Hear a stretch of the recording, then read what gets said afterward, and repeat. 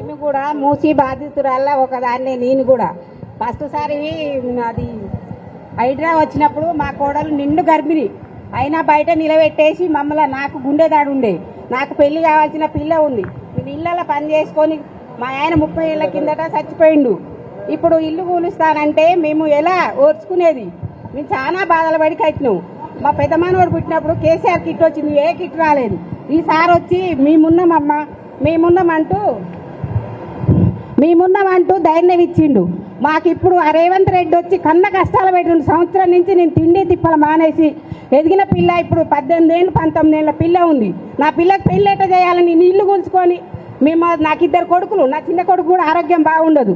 ఇవాళ నా ఇల్లు కూలిస్తే నేను చచ్చిపోదా, నా ఇల్లు కూలవద్దా నేను ఏడ్చిన. అయ్యాల నా కొడుకు పెట్రోల్ కూడా పోసుకుంటూ ఆ రేవంత్ రెడ్డి వచ్చి ఏం బాగు చేస్తుండు మాకు? మేము ఓట్లేసి గెలిపించింది ఇదా? ఆయన ఏం చేసిండు? ఏం చేయలేదు. కేసీఆర్ ఉండగా 2000 ఇచ్చిండు పింఛను, ఇలా 2000 ఇస్తుండు.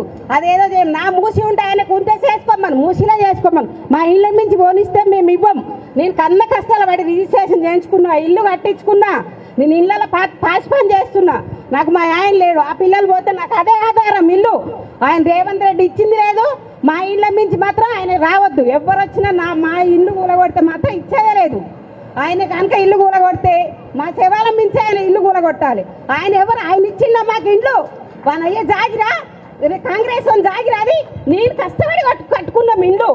వాడు మాట్లాడితే మీరు కూలాలు రమ్మను, మేము నా పట్టా కాగితాలు ఉన్నాయి, రిజిస్ట్రేషన్ కాగితాలు ఉన్నాయి. అయ్యా నా కోడలికి రేపు డెలివరీ అయ్యా దండం పెడతాం అన్నా ఇనలేదు. బయటికి నడిపాను మమ్మల్ని నూకేసి ఇంట్లో జ్వరబడి మా కోడలు గుంజిండు. ఆ రోజు పరిస్థితి నా కోడలికి 60-70 వేలు అయినాయి ఆపరేషన్, బయట ఒకరోజు లేట్ అయితే. ఈ రేవంత్ పాలన ఏం బాగుంది? ఎవరన్నా మాట్లాడిన వాళ్ళే లేరు. మాట్లాడితే మీ మూసేమ్మటి ఎందుకు పడాలి? మా ఇళ్ళ మరి ఎందుకు పడాలి? మూసే ఉందా? ఇళ్ళకి ఇంకో వేరేది లేదా?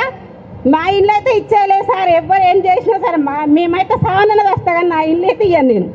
అంతే సార్. నేను నాకు కూడా ఆరోగ్యం బాగుండదు సార్. మాట్లాడు.